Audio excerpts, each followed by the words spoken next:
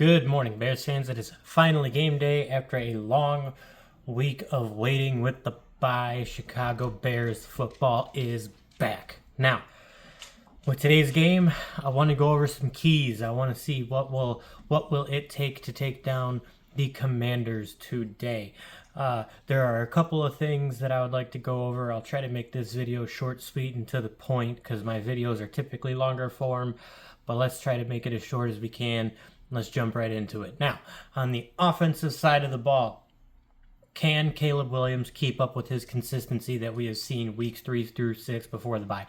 I think that him keeping up and just riding out that wave of nice and consistent form, I'd like to see a couple more tries on the deep ball today.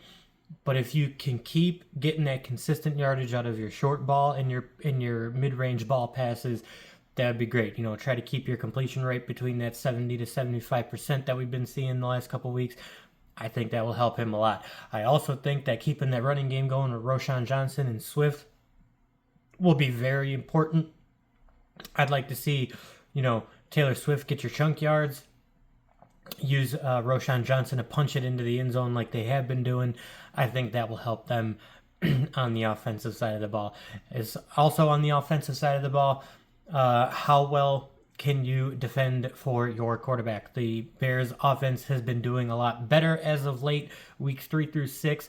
They've been getting better. They also have a couple of guys coming back off of the injured list. We did hear Matt Eberflus say in the beginning of the week that they were likely going to keep the same starting roster, which I do agree with. They have been gelling with Caleb Williams. They played really good for Caleb Williams. However, you do have a couple of guys coming back to add some depth there, so I think that will be a big help. As far as the receivers go, I would like to see a Rome Odunze breakout game. I think that he deserves it. We have seen a Keenan Allen 2-touchdown game. We have seen a DJ Moore 2-touchdown game. We have also seen a 2-touchdown Komet game.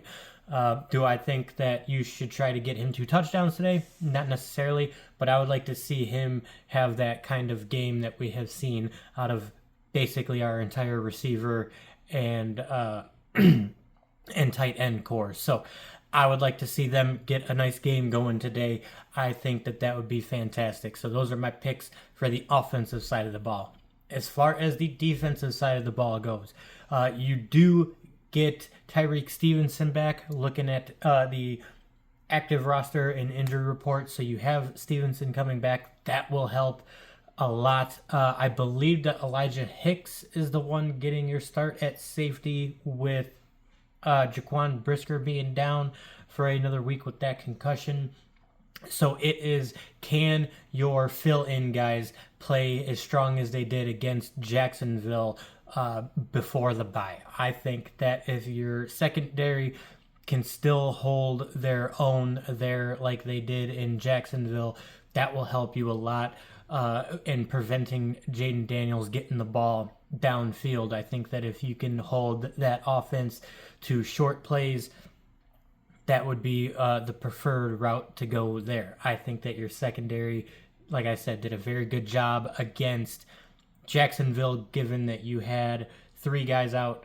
And so my hope is that they can keep playing to that level of strength, even though you do not have Brisker and Gordon. And then also in the secondary, I think your big key is going to be Jalen Johnson and Tyreek Stevenson. Getting Stevenson back is absolutely huge. And we already know that Jalen Johnson in his 3 games against the Commanders has not let up a lot of yards against the Commanders offense at all. I think he averages like 40 yards per game against the Commanders right now. So if he could keep playing to that level, I don't think you have any worries with your secondary. I think that your secondary has enough depth, and I think with that next man up mentality, I think that the Bears secondary is going to be just fine. For the defensive line, I think that the defensive line has done a really great job in getting quarterback pressures and quarterback hurries.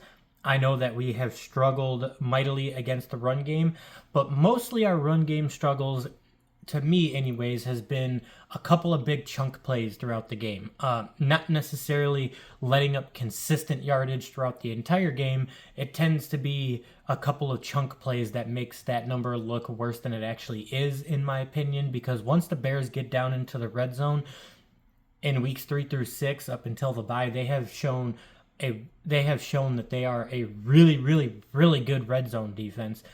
But they're also good against the run, because even though you're letting them get down to the red zone, you always wind up, for the most part, holding them to 3. So can you shut down that run defense this week? Or at least not give up those big chunk plays every now and then like you have been doing?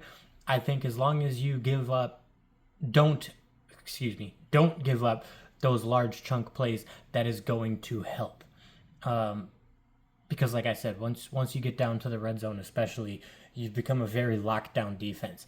And then can you keep up those quarterback pressures? We have seen, looking at my depth chart here, we have seen Austin Booker just absolutely take off. He has been a tremendous rookie for the Bears offensive line. And then also, you got Montez Sweat on the other side. I know that Montez Sweat's numbers don't really show it, but him being Sweat, Booker, and even Billings, I mean, those are 3 guys, and even Dexter Sr. I mean, those have been fantastic guys for our defensive line. So can you just take your run game to the next level to stop it just a little bit more this week? Because we know that Jaden Daniels is mobile. If he's the one that plays, we know that he's mobile, and we know that if he doesn't see anything, he is going to run. So can you stop him from running? I'm not too worried about the Commanders' run game. I'm more worried about specifically just the quarterback run game, because like I said, he likes to take off when he doesn't see his reads. With that being said, your total game plan should be to attack the quarterback position fast, furious, and often at the beginning of the game, because if he is playing, he's still injured. He's not 100%. And then if Jaden Daniels doesn't play, how much do you change your game for Marcus Mariota? They seem to have very similar play styles. They are both very mobile, but their pass game is pretty similar. So how much does your game plan change if Mariota does get the start? I'm not sure how much your game plan would really change. But there is plenty of tape to go look at Mariota in case it's needed. So I think that this is going to be a hell of a showdown, whichever way it goes, depending on if it's Daniel starting or if it's Mariota starting. I don't really have my preference is that Daniel starts, because I'm all in on the hype of the number 1 playing the number 2 pick. I think that is 100% valid. However, I think that it would be very smart to sit him just because of how physical the Bears defense is. You are putting him in a position where he can get hurt probably for the rest of the season, because I stated this in my last video. Yes, a contusion or a bruised rib can heal relatively quickly, talking 2 to 3 weeks, compared to a fracture or a clean break that can take quite a while. So we will see what happens today, Bears fans. I am excited to watch this game. I think it is going to be a very fun game.